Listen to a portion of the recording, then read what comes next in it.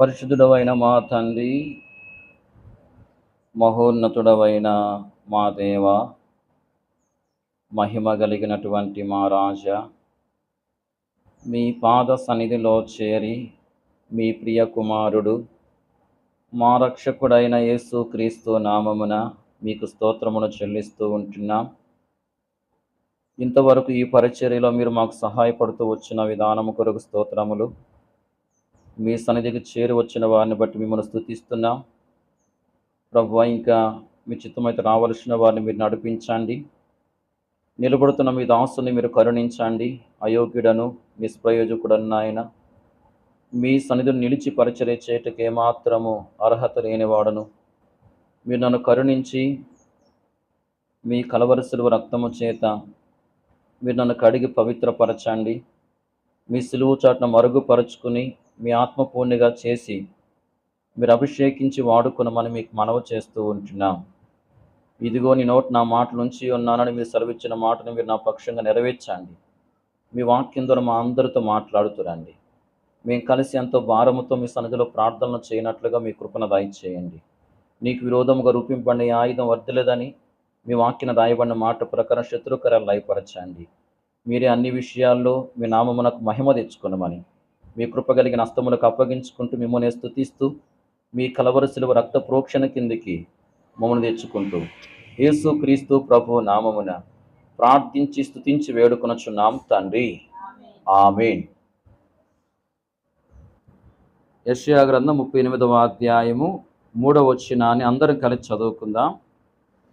యెహోవా యథార్థ హృదయుడనై సత్యముతో నీ సన్నిధిని నేనెట్లు నడుచుకుంటునో, నీ దృష్టికి అనుకూలముగా సమస్తము నేనెట్లు జరిగించితినో కృపతో జ్ఞాపకం చేసుకునమని హిజ్కియా కన్నీళ్లు విడుచుచు యెహోవాను ప్రార్థింపగా. మనం చదువుకుంటూ వచ్చిన ఈ వాక్య భాగంలో యథార్థ హృదయుడనై అనే మాటను మనము గమనిస్తూ ఉంటున్నాం. ఈ సమయంలో పరిశుద్ధ గ్రంథంలో నుండి 3 విషయాలను మనం చూద్దాం. మనము ఎలాంటి హృదయము కలిగిన వారముగా ఉండి ఏ విధంగా జీవించాలో అనే దాని గురించి ఈ సమయంలో 3 విషయాలను మనం చూద్దాం. మొదటిగా యెషయా గ్రంథము 38వ అధ్యాయము 3వ వచనములో హిజ్కియా రాజు అంటూ ఉన్నాడు, యెహోవా యథార్థ హృదయుడనై సత్యముతో నీ సన్నిధిని నేనెట్లు నడుచుకుంటునో, నీ దృష్టికి అనుకూలముగా సమస్తమును నేనెట్లు జరిగించితినో అని. చూడండి, ఇక్కడ హిజ్కియా రాజు యథార్థ హృదయుడై ఎలా జీవిస్తూ వచ్చాడు అంటే, మనం చూస్తున్నాం దేవుని దృష్టికి అనుకూలముగా సమస్తమును జరిగిస్తూ వచ్చాడు అనే విషయాన్ని. హిజ్కియా రాజు యథార్థ హృదయుడై దేవుని దృష్టికి అనుకూలముగా సమస్తమును జరిగిస్తూ వచ్చినట్లుగా వాక్యములో వ్రాయబడి ఉంది. మనము దినవృత్తాంతములు 2వ గ్రంథములో 31వ అధ్యాయము 20వ వచనములో గమనించినట్లయితే 31, 20వ వచనం,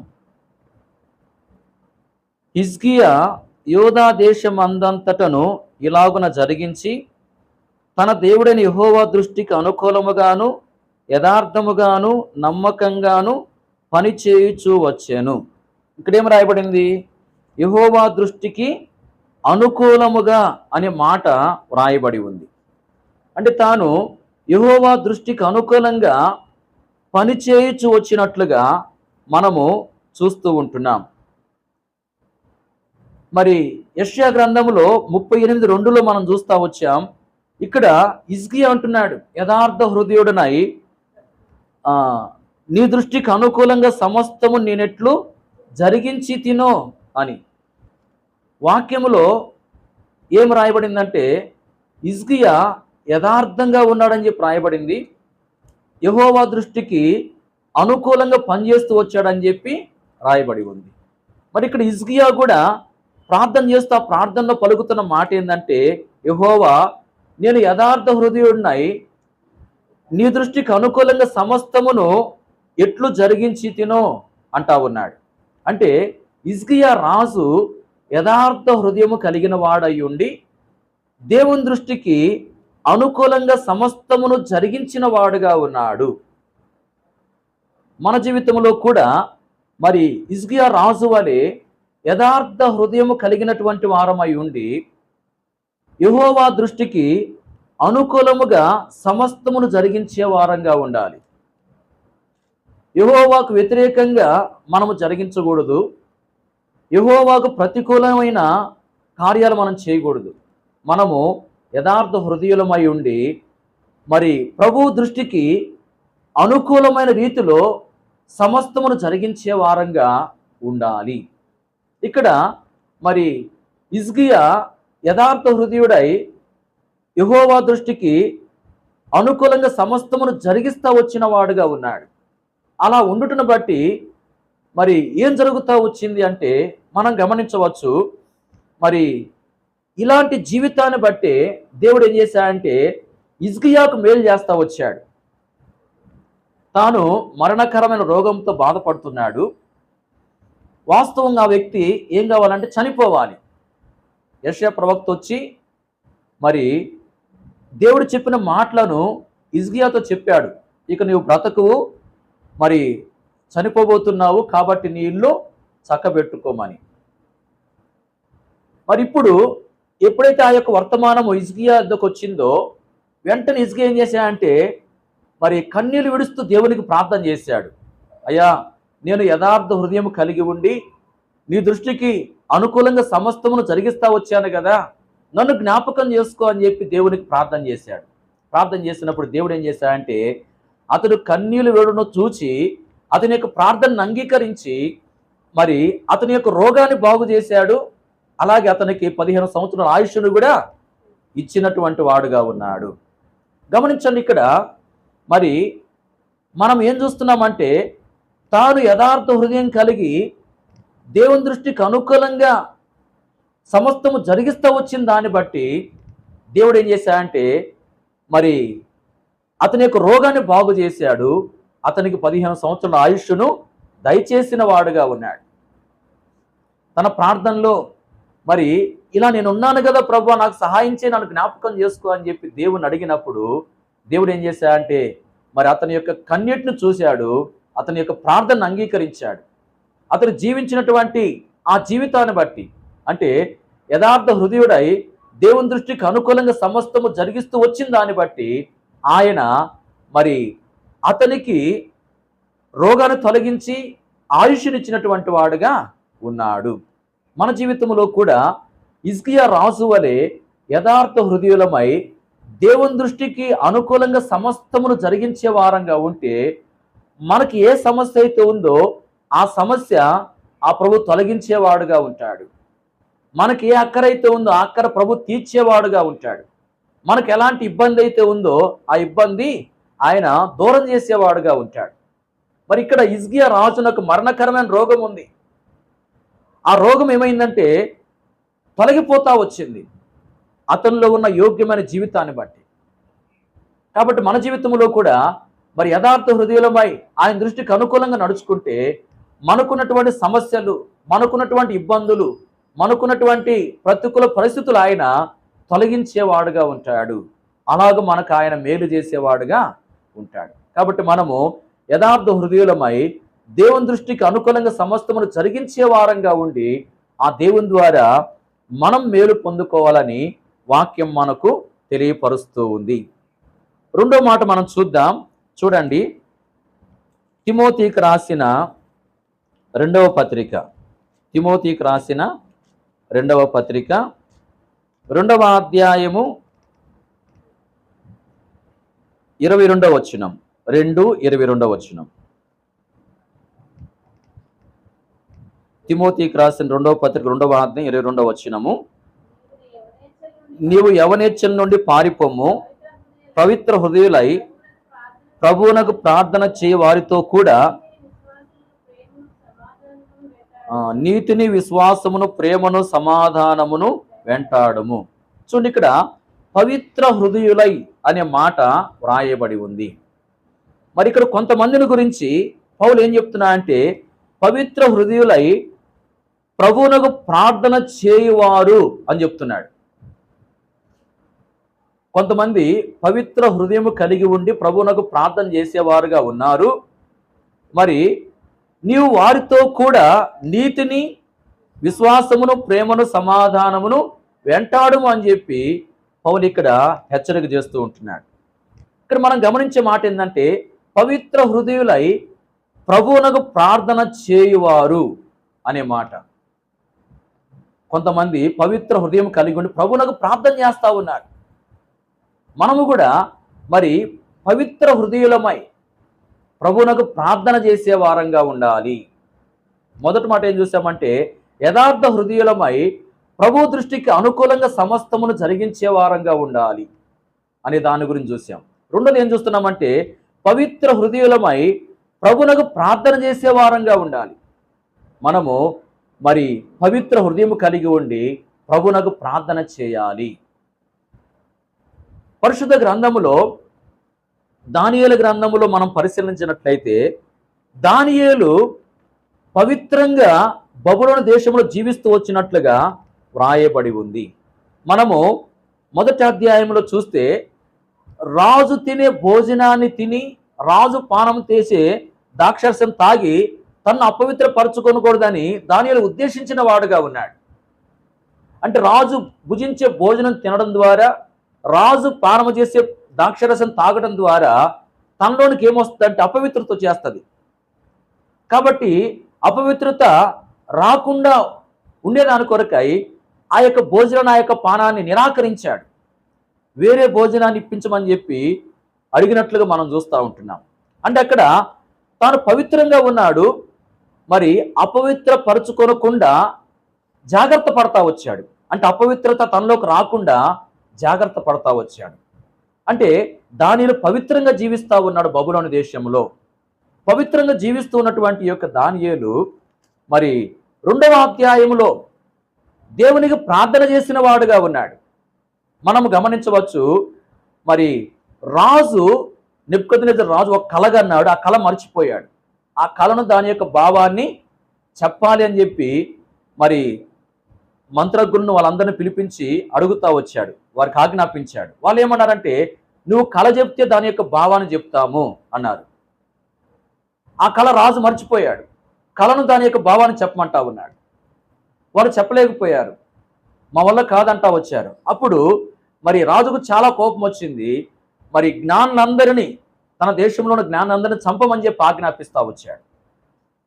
ఇప్పుడు దానియేలు, అతని యొక్క స్నేహితుడు కూడా చంపబడవలసిన పరిస్థితి ఏర్పడతా వచ్చింది.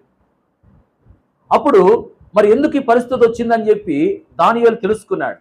తెలుసుకుని ఏం చేశాడంటే, రాజు దగ్గర కొంత సమయాన్ని నేను ఆ కళను, దాని యొక్క భావాన్ని నీకు చెప్తానని చెప్పి మరి అడిగాడు. సరే, రాజు సమయం ఇచ్చాడు. అప్పుడు మరి దానియేలు తన స్నేహితులతో చెప్తా వచ్చాడు, శద్రకు, మెషకు, అబేద్నెగోలతో, మీరు దీని విషయమై యెహోవా కటాక్షం పొందినట్లుగా ఆయన వేడుకోండి అని. దానియేలు ప్రార్థన చేశాడు, అతని యొక్క స్నేహితులు కూడా ప్రార్థన చేస్తా వచ్చారు. వారందరూ ప్రార్థన చేసినప్పుడు దేవుడు ఏం చేశాడంటే, మరి ఆ యొక్క మర్మాన్ని దానియేలునకు బయలుపరుస్తా వచ్చాడు. చూడండి, దానియేలు పవిత్రంగా ఉన్నాడు. అతనితో ఉన్నటువంటి అతని యొక్క స్నేహితులు శద్రకు, మెషకు, అబేద్నెగోలు కూడా పవిత్రంగానే ఉంటా వచ్చారు. వారు కూడా దానియేలుతో పాటు రాజు తినే భోజనాన్ని తినలేదు, నిరాకరించారు. రాజు పానం చేసి ద్రాక్షారసాన్ని తాగలేదు. అపవిత్రత రాకుండా వాళ్ళు కూడా జాగ్రత్త పడ్డారు. ఇక్కడ దానియేలుతో ఉన్నటువంటి అతని యొక్క స్నేహితులు వీళ్ళందరూ కూడా పవిత్రంగా జీవిస్తూ వచ్చారు. పవిత్రంగా ఉండి వాళ్ళు ఏం చేశారంటే, ప్రభువునకు ప్రార్థన చేస్తూ వచ్చారు. అయ్యా, రాజు ఏ కలగన్నాడు ఆ కళను, దాని యొక్క భావాన్ని కూడా తెలియజేయమని నలుగురు ప్రార్థన చేశారు. దేవుడు ఆ యొక్క మర్మాన్ని ఒకరికి బయలుపరిచాడు, అంటే దానియేలునకు బయలుపరిచాడు. చూడండి, ఇక్కడ మరి పవిత్ర హృదయులై ప్రభునకు ప్రార్థన చేయువారు అనే మాట వాక్యంలో రాయబడింది. మరి ఈ నలుగురు పవిత్ర హృదయం కలిగి ప్రభునకు ప్రార్థన చేసేవారుగా ఉన్నారు. వారు ప్రార్థన చేసినప్పుడు ప్రభు ఏం చేశాడంటే వారి ప్రార్థన ఆలకించి గొప్ప మర్మాన్ని బయలుపరిచాడు. ఎవరి వల్ల మరి అది సాధ్యం కాలేదు. అంటే ఆ రాజు కరిన కలను దాని యొక్క భావాన్ని ఎవరు చెప్పలేకపోయారు. అయితే అది దానియేలునకు బయలుపరచబడింది. పవిత్రంగా ఉండి ప్రభునకు ప్రార్థన చేయటం ద్వారా మరి ప్రభువు ఒక మర్మాన్ని బయలుపరుస్తూ వచ్చాడు. ఎవరు తెలియజేయలేని మర్మాన్ని దేవుడు బయలుపరిచినట్లుగా మనము చూస్తూ ఉంటున్నాం. ఆ విధంగా ఆ మర్మం బయలుపరచబడ్డప్పుడు ఏం జరిగింది అంటే మరి దానియేలు యొక్క స్నేహితులు నాశనం కాకుండా కాపాడబడ్డారు. అంతేకాదు బబులోను దేశంలో ఉన్న జ్ఞానులందరూ కూడా ఏం చేయబడ్డారంటే నాశనం చేయబడకుండా కాపాడబడతా వచ్చారు. దానియేలు ఆ యొక్క మర్మాన్ని రాజునకు తెలియజేస్తా వచ్చాడు. ఆ మర్మం బయలుపరచబడింది. ఆ మర్మం రాజునకు తెలియజేయబడతా వచ్చింది.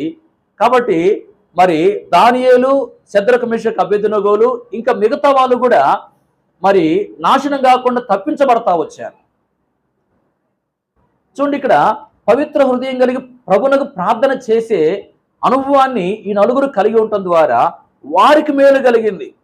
వారు నాశనం చేయబడకుండా కాపాడబడ్డారు. వారిని బట్టి ఇంకా అనేకులకు మేలు కలుగుతా వచ్చింది. అనేకులు నాశనం చేయబడకుండా కాపాడబడతా వచ్చారు. అప్పుడు మన జీవితంలో కూడా పవిత్ర హృదయం కలిగి మనం ప్రభునకు ప్రార్థన చేసే వారంగా ఉంటే మనం మేలు పొందుతాము. మన ద్వారా ఇతరులకు ఏం కలుగుతుంది? మేలు కలుగుతుంది. కాబట్టి మనము పవిత్ర హృదయం కలిగి ప్రభునకు ప్రార్థించే వారంగా ఉండి మనం మేలు పొందుకోవాలి. ఇతరులకు కూడా మనం మేలు కలగజేసే వారంగా సిద్ధపరచబడాలని చెప్పి ఆ ప్రభు కోరుతా ఉన్నాడు. బట్ అలాగున మరి ప్రభు మనం సిద్ధపరచున్నట్టుగా ప్రభు యొక్క సహాయాన్ని మనము కోరుకోవాలి. అలాగే చివరికి ఇంకొక మాట మనం చూద్దాం. ఎఫెసీయులకు రాసిన పత్రిక 4వ అధ్యాయము 32వ వచనం. 4:32. ఒకని యేళ్ళ ఒకడు దయగలిగి కరుణాహృదయులై క్రీస్తునందు దేవుడు మిమ్మును క్షమించిన ప్రకారము మీరును ఒకరినొకరు క్షమించుడి. చాలు. ఈ వచనంలో కరుణాహృదయులై అనే మాట రాయబడింది. కరుణాహృదయులై క్రీస్తునందు దేవుడు మిమ్మల్ని క్షమించిన ప్రకారం మీరును ఒకరినొకరు క్షమించుడి అని వ్రాయబడి ఉంది. చూడండి, మనము కరుణాహృదయులమై దేవుడు మనల్ని క్షమించిన ప్రకారము ఇతరులను మనం క్షమించే వారంగా ఉండాలి. కరుణాహృదయులమై ఇతరులను మనం క్షమించే వారంగా ఉండాలి. పరిశుద్ధ గ్రంథములో మనము అపోస్తుల కార్యముల్లో గమనించినట్లయితే అపోస్తుల కార్యముల్లో మరి స్టెఫను గురించి మనము చూడవచ్చు. 7వ అధ్యాయములో మరి చివరి వచనాల్లో మనం చూసినట్లయితే మరి కొంతమంది స్టెఫన్ ఏం చేశారంటే పట్నం వెలుపలకు వెళ్ళగొట్టి ప్రభుని గురించి ప్రకటిస్తూ ఉన్నాడు అని చెప్పి మరి పట్నం వెలుపలకు వెళ్ళగొట్టి రాళ్లతో కొట్టి అతన్ని చంపినట్లుగా వాక్యంలో వ్రాయబడి ఉంది. చూడండి, ఇప్పుడు రాళ్లతో స్టెఫను కొడతా వచ్చారు, ఎంతో హింసించారు, బాధ పెడతా వచ్చారు. చనిపోయే పరిస్థితుల్లో తాను ఏం చేస్తా వచ్చాడంటే మరి మోకాళ్ళను దేవునికి ప్రార్థన చేస్తా వచ్చాడు. ప్రభువా, వారి మీద యొక్క పాపాన్ని మోపొద్దని చెప్పి గొప్ప శబ్దంతో తాను పలికినట్లుగా చివరి వచనంలో రాయబడింది. చూడండి, ఇక్కడ ఎవరైతే రాళ్లతో కొట్టి మరి గాయపరిచారో, తన యొక్క మరణానికి ఎవరైతే కారకులైనారో వారందరి కొరకై ప్రార్థన చేస్తున్నాడు. ఏమనంటే మరి ఈ పాపాన్ని, ఈ యొక్క దోషాన్ని వీళ్ళ మీద మోపొద్దు అని. అంటే వాళ్ళని శిక్షించొద్దు. మరి ఈ యొక్క దోషం చేశారు వాళ్ళు, అయితే ఈ దోషాన్ని బట్టి వాళ్ళు శిక్షించొద్దు, ఈ దోషం వాళ్ళ మీద మోపొద్దు అని చెప్పి ప్రార్థన చేస్తా వచ్చాడు. అంటే ఇప్పుడు ఆ ప్రార్థన చేయగలిగాడంటే తను హింసించిన వారిని, తన యొక్క మరణానికి కారకులుగా ఎవరైతే అయినారో వారిని క్షమించినటువంటి అనుభవంలో తాను ఉన్నాడు. తాను క్షమిస్తూ వచ్చాడు కాబట్టి ఆ మాట చెప్పగలుగుతా వచ్చాడు. అంతగా బాధించినటువంటి వారిని తాను క్షమించిన వాడుగా ఉన్నట్లు మనము వాక్యములో చూస్తూ ఉంటున్నాం. చూడండి, ఇక్కడ ఈ వ్యక్తి మరి ఎలాంటి వ్యక్తి అని చెప్పి మనం చెప్పొచ్చు అంటే కరుణా హృదయం కలిగి ఉండి తనను బాధ పెట్టినటువంటి వారిని క్షమించిన వ్యక్తిగా ఉన్నాడు. ఇలా ఉండటం ద్వారా భౌతికంగా ఆ వ్యక్తికి మేలు కలగలేదు, భౌతికంగా ఆ వ్యక్తికి మేలు కలగలేదు. కానీ పరలోకంలో దేవుని దగ్గర ఏముంటుంది? బహుమానం అనేది ఉంటుంది. మరి ఇక్కడ ఈ వ్యక్తి ఎప్పుడైతే ఈ విధంగా మరి పలికాడో అక్కడ ఏం జరుగుతూ వచ్చిందంటే, మరి అక్కడ సౌలు ఉన్నాడు, పౌలుగా మార్చబడిన సౌలు ఉన్నాడు. అప్పటికి ఇంకా పౌలుగా మార్చబడలేదు, సౌలుగానే ప్రభు ప్రజలు హింసిస్తూ ఉన్నాడు ఈ వ్యక్తి ఆ దృశ్యాన్ని చూశాడు, ఆ స్టెఫను పలుకుతున్న మాటలు విన్నాడు, మరి స్టెఫన్ను కుట్టినటువంటి విధానం అంతా చూశాడు. మరి చూసినప్పుడు ఏం జరిగిందంటే ఈ సౌలు యొక్క కఠినమైన హృదయము మారడానికి ఆ సన్నివేశం కొంత కారణమవుతా వచ్చింది. బైబిల్ పండితులు ఏం చెప్తున్నారంటే సౌలు యొక్క జీవితంలో రక్షణ కార్యం అనేది ఇక్కడే ఆరంభించబడింది అని చెప్తా ఉంటున్నారు. ఆ తర్వాత పూర్తిగా సౌలు ఏమైందంటే ప్రభుని అంగీకరించి మారు మనసు పొందుతా వచ్చాడు. అంటే కఠినమైన హృదయము కదిలించబడింది అక్కడ స్టెఫను పలికినటువంటి మాటను బట్టి. అంటే ఒక వ్యక్తి రక్షణలోనికి రావడానికి మరి కొంత ఆ పరిస్థితి ఆధారం అవుతా వచ్చింది. సౌలు రక్షణలోకి రావడానికి ఆ పరిస్థితి ఆధారం అవుతా వచ్చింది. అంటే దీని ద్వారా మనకేం అర్థమవుతుందంటే ఒక వ్యక్తి రక్షణలోనికి మరి తీసుకుని రాబడుతున్నాడంటే దాన్ని బట్టి దేవునికి ఏం కలుగుతుందంటే సంతోషం కలుగుతుంది. దేవుడు ఒక వ్యక్తి మారు మనసు పొందితే సంతోషించేవాడుగా ఉన్నాడు. కాబట్టి సౌల్లో మారు మనసు అనేది ఆరంభించబడింది ఇక్కడ ఎవరిని బట్టి అంటే స్టెఫన్ను బట్టి. స్టెఫను పలికిన మాటలు, క్షమించిన విధానం. కాబట్టి ఇప్పుడు దేవునికి స్టెఫను ద్వారా ఏం కలిగిందంటే సంతోషం కలిగింది. స్టెఫను ద్వారా ఒక వ్యక్తి మరి మార్పు చెందినాడు, ఒక వ్యక్తిలో మార్పు ఆరంభించబడింది. అంటే స్టెఫను ద్వారా ఒక వ్యక్తి మారాడు అంటే దేవునికి ఏం కలిగిందంటే సంతోషం అనేది కలుగుతా వచ్చింది. అంటే స్టెఫను కరుణా హృదయం కలిగి ఉండి తనను బాధ పెట్టిన వారిని క్షమిస్తూ వచ్చాడు. దాని ద్వారా ఒక వ్యక్తి యొక్క జీవితంలో మార్పు అనేది మొదలైంది. దాన్ని బట్టి దేవునికి ఏం కలిగిందంటే సంతోషం కలుగుతా వచ్చింది. అలాగే మన జీవితంలో మనము కరుణా హృదయం కలిగి ఉండి ఇతరులను క్షమించే వారంగా ఉంటే మన ద్వారా దేవునికి సంతోషం కలుగుతుంది, మన ద్వారా దేవుడు సంతోషించేవాడుగా ఉంటాడు. కాబట్టి మనం అట్టి అనుభవంలోనికి రావాలని ప్రభు కోరుతా ఉన్నాడు. ఈ సమయంలో 3 విషయాలు మనం చూస్తూ వచ్చాం. మొదటిది యథార్థ హృదయం కలిగి ఉండి మరి దేవుని దృష్టికి అనుకూలంగా సమస్తమును చేసే వారంగా ఉండాలి, ఇజ్గి అవ్వాలి. అలా ఉండటం ద్వారా మరి ఇజ్గియా మేలు పొందాడు. అలాగే అనుభవం మనముంటే మనము మేలు పొందుతాము. రెండోది మనం చూస్తూ వచ్చాం, పవిత్ర హృదయాలే ప్రభువునకు ప్రార్థన చేయాలి అని. మరి దానియేలు, శద్రకు, మెషకు, అబేద్నెగోలు పవిత్ర హృదయం కలిగి ప్రభువునకు ప్రార్థన చేసినటువంటి వారుగా ఉన్నారు. దాని ద్వారా వారు మేలు పొందారు, వారి ద్వారా ఇతరులకు కూడా మేలు కలిగింది. మూడవది కరుణా హృదయులై ఇతరులను క్షమించుడని చెప్పి వ్రాయబడింది. మరి స్టెఫను కరుణా హృదయం కలిగి తనను బాధ పెట్టిన వారిని క్షమించాడు. దాని ద్వారా మరి ఒక వ్యక్తి యొక్క జీవితంలో మార్పు ఆరంభించబడింది. దాన్ని బట్టి దేవునికి ఎంతో సంతోషం కలుగుతా వచ్చింది. అలాగే మనం కరుణా హృదయం కలిగి ఉండి ఇతరులను క్షమించే వారం కాబట్టి మన ద్వారా దేవునికి సంతోషం కలుగుతుంది. గమనించండి, మనము యథార్థ హృదయం కలిగి ఉండి దేవుని దృష్టికి అనుకూలంగా సమస్తమును జరిగించే వారంగా ఉంటే దేవుడు మనకు మేలు చేస్తాడు. అలాగే పవిత్ర హృదయం కలిగి ఉండి ప్రభువునకు ప్రార్థన చేసే వారంగా ఉంటే మరి మనం మేలు పొందుతాము, మన ద్వారా ఇతరులకు మేలు కలుగుతుంది. అలాగే మనం కరుణా హృదయం కలిగి ఉండి ఇతరులను క్షమించే వారంగా ఉంటే మనల్ని బట్టి దేవునికి సంతోషం కలుగుతుంది. కాబట్టి మనము ఈ 3 అనుభవాలు కలిగి జీవించడం కొరకై ప్రభు యొక్క సహాయాన్ని కోరుకోవాలి. మనము యథార్థ హృదయులమై దేవుని దృష్టికి సమస్తమును మరి అనుకూలంగా జరిగించే వారంగా ఉండాలి. అలాగే మన పవిత్ర హృదయులమై ప్రభువునకు ప్రార్థన చేసే వారంగా ఉండాలి. మనము కరుణా హృదయులమై ఇతరులను క్షమించే వారముగా ఉండాలి. ఇలాగున మనం సిద్ధపరచబడి మనం మేలు పొంది అలాగే ఇతరులకు మేలు కలగజేసే వారంగా సిద్ధపరచబడి అలాగే దేవునికి కూడా మనం సంతోషాన్ని కలిగించే వారముగా చేయబడాలి. అలాగున దేవుడు మనల్ని సిద్ధపరచునుగాక. ప్రార్థన చేసుకున్న ఈ సమయంలో ఒకరు తర్వాత ఒకరు దయచేసి ప్రార్థించండి.